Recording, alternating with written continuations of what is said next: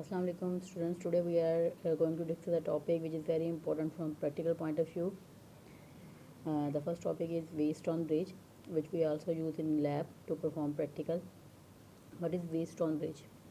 Wheatstone bridge is basically an electrical instrument which is used to measure the value of unknown resistance. तो ये किस लिए use होता है हमारे पास अननोन रेजिस्टेंस की वैल्यू को मेजर करने के लिए. Charles Wheatstone was the scientist who devised this Wheatstone bridge. So on the name of this scientist it is called as the Wheatstone bridge. Construction की बात अगर हम करेंगे तो यहाँ पे चार मेन रेजिस्टेंस होती हैं R1, R2, R3 and R4. तो ये जो रेजिस्टेंस है हमने इस तरह कनेक्ट की होती है कि ये एक मैश फॉर्म ABCDA की फॉर्म में हमारे पास कनेक्ट हो जाएं. इसके अलावा हमारे पास इसमें EMF सोर्स जो है वो यूज़ होता है वो ये होता है. इसको पॉइंट A और C के दरमियान कनेक्ट करते हैं और एक गलवानोमीटर कनेक्ट होता है जो कि पॉइंट B और D के दरमियान हम इसको कनेक्ट करते हैं. वर्किंग की बात करेंगे तो वर्किंग हमारे पास इस तरह से होती है कि हमारे पास जो गलवानोमीटर में करंट है वो हमने ज़ीरो करना होता है. बैलेंसिंग कंडीशन फाइंड आउट करनी होती है.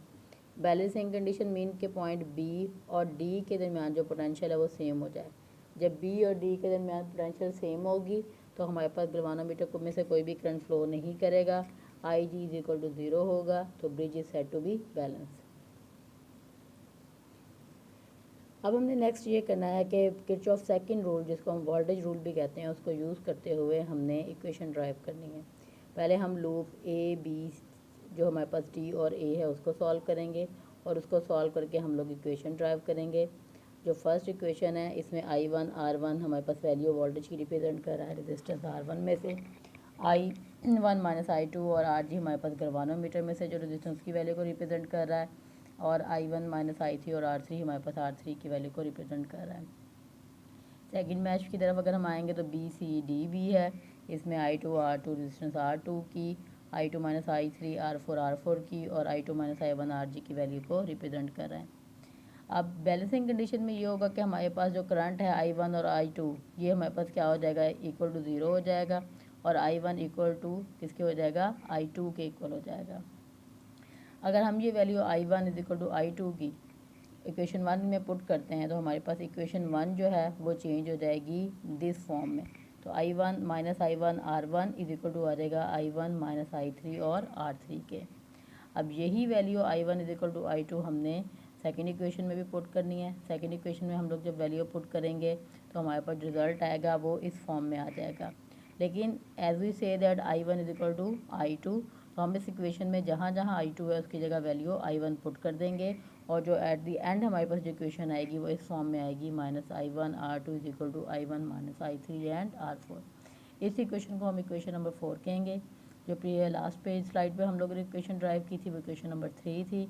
अब हम लोगों ने इक्वेशन 3 और 4 को क्या करना है डिवाइड कर देना है. जब आप डिवाइड करोगे तो I1 से कैंसिल हो जाएगा, I1 माइनस I3 से कैंसिल हो जाएंगे और जो रिजल्ट आएगा वो हमारे पास आएगा R1 divided by R2 is equal to R3 divided by R4. This is actually the formula which we require. यहाँ पे जो R4 है ये हमारे पास अननोन रेजिस्टेंस की वैल्यू है. इसकी वैल्यू जब फाइंड आउट करेंगे तो R4 इज इक्वल टू आ जाएगा R3 divided by R3 R2 into divided by R1. तो ये हमारे पास अननोन रेजिस्टेंस को फाइंड आउट करने का फार्मूला है. फाइनली इस फार्मूले को यूज़ करते हुए हम किसी भी अननोन रेजिस्टेंस की वैल्यू को फाइंड आउट कर सकते हैं. सेकंड जो टॉपिक है जिसको हमें डिस्कस करना है वो है पोटेंशियोमीटर. पोटेंशियोमीटर का भी प्रैक्टिकल आप लैब में परफॉर्म करोगे. नॉर्मली आप लोगों ने देखा होगा कि लैब में हम जब यूज़ करते हैं तो हम लोग वोल्ट पोटेंशियल को मेजर करने के लिए वोल्ट मीटर यूज़ करते हैं. तो वोल्ट मीटर जो है वो उतना ही अच्छा होगा जितनी उसकी जो अंदर रेजिस्टेंस कनेक्ट होती है वो हाई हो. तो एक आइडियल जो हमारे पास वोल्ट मीटर होता है उसकी जो हमारे पास रेजिस्टेंस होनी चाहिए वो इन्फिनिटी होनी चाहिए ताकि वो अपने अंदर से कोई भी करंट ड्रा ना करे. लेकिन ऐसा पॉसिबल नहीं है. अदर जो डिवाइसेस हम यूज़ करते हैं पोटेंशियल मेजर करने के लिए वो कैथोड रेज और ऑसिलोस्कोप भी कर सकते हैं. इसके अलावा डिजिटल वॉट मीटर भी कर सकते हैं. लेकिन ये जो हमारे पास इक्विपमेंट होते हैं ये थोड़े कॉस्टली होते हैं. तो एक सिंपल और जो बड़ा जो हमारे पास चीप इंस्ट्रूमेंट है जो अवेलेबल है वो है पोटेंशियोमीटर और ये बहुत अच्छी पोटेंशियल को मेजर करता है.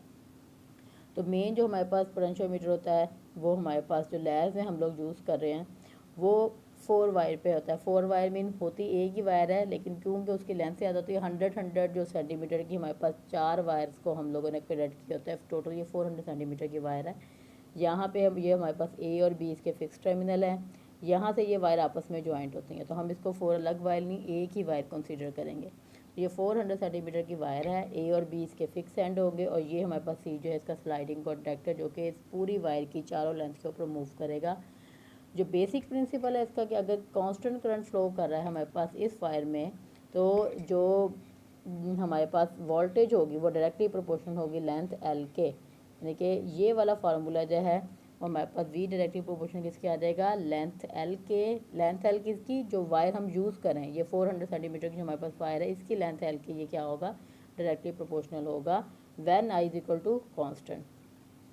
कंस्ट्रक्शन को इसको दोबारा डिस्कस कर लेते हैं। लेंथ जो है वो वायर की हम एल को सपोज करते हैं, टर्मिनल जो सी है वो स्लाइडिंग है, R resistance of the wire है।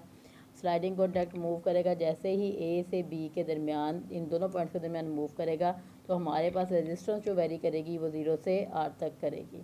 अगर हम ग्राफ ड्रा करना चाहें जो पोटेंशियल है और लेंथ के दरमियान, तो वो डायरेक्टली प्रोपोर्शनल स्ट्रेट लाइन आएगा। क्यों आएगा, क्योंकि ये हमारे पास वी और एल जो है वो क्या है, प्रोपोर्शनल है।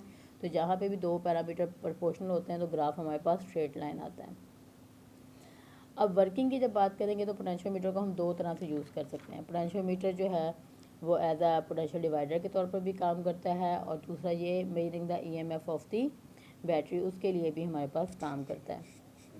तो पहले हम फर्स्ट वाले को डिस्कस कर लेते हैं कि ये पोटेंशियल डिवाइडर के तौर पर कैसे काम करेगा। इसके लिए हम फर्स्ट इक्वेशन को डिस्कस करते हैं। ए की ईएमएफ सोर्स है, यहाँ पे जो हमारे पास ए से बी तक जो ये लेंथ नज़र आ रही है ये हमारे पास वो 400 सेंटीमीटर की लेंथ है। सर्किट को कॉम्प्लिकेटेड करने के बजाय हमने सिंपल जो है एक लेंथ कैपिटल एल से रिप्रेजेंट कर दिया ताकि आपको इजी इसका फंक्शन जो है वो आप इसको अंडरस्टैंड कर सकें। तो ए जो बी है वो इसके फिक्स एंड है, सी हमारे पास स्लाइडिंग कॉन्टैक्ट है, यहाँ पे गैल्वेनोमीटर कनेक्ट किया है और ईएमएफ बैटरी है। जैसे ही हमने बैटरी में से ईएमएफ सप्लाई की, वोल्टेज सप्लाई की, तो हम के अकॉर्डिंग हमारे पास जो करंट आ जाएगा वो V equal to I R और I equal to V over R. यहाँ पे V को हमने E से रिप्रेजेंट किया हुआ है ईएमएफ ऑफ द सेल से।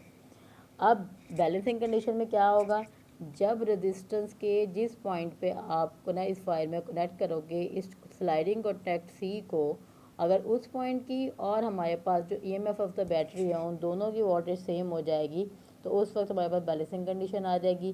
तो हमने फर्स्ट सर्च करनी है बैलेंसिंग कंडीशन टचिंग देस, हमारे पास जो स्लाइडिंग कोऑर्डिनेट है उसको इस वायर की लेंथ पे डिफरेंट जगह आप लोगों ने टच करके बैलेंसिंग कंडीशन फाइंड आउट करनी है। जब गैल्वेनोमीटर की नीडल 0 शो करेगी तो आपके पास क्या आ जाएगा, बैलेंसिंग कंडीशन आ जाएगी। तो बैलेंसिंग कंडीशन को फाइंड करते हुए आपने जिस पॉइंट पे बैलेंसिंग कंडीशन आ रही है उसकी लेंथ फाइंड आउट करनी है, ठीक है, या उसकी रेजिस्टेंस फाइंड आउट करनी है, वो हम इधर लिखेंगे। तो V A C is equal to, अगर हम आएगा, अगर हम कहते हैं कि ए सी हमारे पास ऐसा पॉइंट है जो कि बैलेंसिंग पॉइंट है, तो इसकी वोल्टेज जो होगी वो वी ए सी के इक्वल हो जाएगी, और आई करंट है, और आर हम कहते हैं कि ए से सी के दरमियान जो है वो उस पोर्शन की वायर की रेजिस्टेंस है, उसको हम स्मॉल आर से रिप्रेजेंट करते हैं।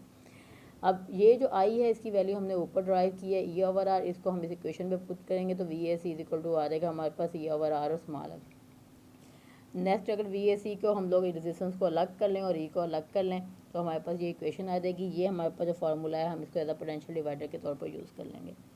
अब आप देखें वी ए सी क्या है, हमारे पास ए और सी के दरमियान की जो पोटेंशियल है वो हमने फाइंड आउट करनी है। ये तीन चीज़ों पर डिपेंड करिए, स्मॉल आर जो ए और सी के दरमियान आपके पास जो रेजिस्टेंस है उस पर, कैपिटल आर जो होल वाई की रेजिस्टेंस है, और ई जो ई एम एफ आप सप्लाई करें। अब जो ई है उसकी वैल्यू तो हमें पता है कि हमने जो सर्किट है उसमें बैट सेल जो है वो कितना यूज़ किया है, 1.5 वोल्ट का यूज़ किया है या 3 वोल्ट का यूज़ किया है, वो भी वैल्यू हमें पता है। रेजिस्टेंस जो हम फाइंड आउट करें वो भी हम बड़ी इजीली फाइंड आउट कर सकते हैं। हमने जो वायर कनेक्ट की होगी ए और बी पॉइंट के दरमियान वो हमें पता होगा कि वो कौन सा मटेरियल की है, और उसकी रेजिस्टेंस भी हम लोग फाइंड आउट कर सकते हैं। तो ये किस पे डिपेंड करा, सिर्फ स्मॉल आर की वैल्यू पे। तो ई आर हमें पता हुआ, स्मॉल आर की वैल्यू से हम लोग वी ए सी की वैल्यू कैलकुलेट कर सकते हैं। तो ये हमारे पास था सेटलमेंट जिसके ज़रिए हम पोटेंशियल डिवाइडर के तौर पर पोटेंशियोमीटर को यूज़ कर सकते हैं। सेकंड जो इसकी वर्किंग है वो as a measuring of EMF. तो हमने चेंज ये करना है कि सिर्फ जो ऊपर वाली डायग्राम है इसमें यहाँ पे एक अननोन जो सेल है जिसकी हम लोगों ने ईएमएफ फाइंड आउट करनी है उसको कनेक्ट कर देना है। तो हम सपोज कर लेते हैं कि इसकी ईएमएफ EX है, तो EX हम लोगों ने ये राइट डाउन की। अब हमने क्या करना है कि again balancing condition find out करनी है, लेकिन इसको कनेक्ट करते हुए हमने एक चीज़ नोट करनी है कि ये बैटरी का पॉजिटिव टर्मिनल ए और जिस बैटरी की हमने ईएमएफ फाइंड करी उसका पॉजिटिव, ये तीनों एक पॉइंट ए पे कनेक्ट होने चाहिए। सेकंड, जिस बैटरी की हमने फाइंड आउट करनी है उसका नेगेटिव और गलवानोमीटर और टर्मिनल सी ये दोनों इकट्ठे कनेक्ट होने चाहिए। बैलेंसिंग कंडीशन फाइंड आउट करेंगे। जब बैलेंसिंग कंडीशन फाइंड आउट करेंगे EX इक्वल टू VAC आ जाएगा। अब हमने क्या करना है कि VAC में जो ऊपर वाली फर्स्ट इक्वेशन है इसमें VAC की जगह EX पुट कर देंगे, तो EX equal to small r divided by capital R into A आ जाएगा।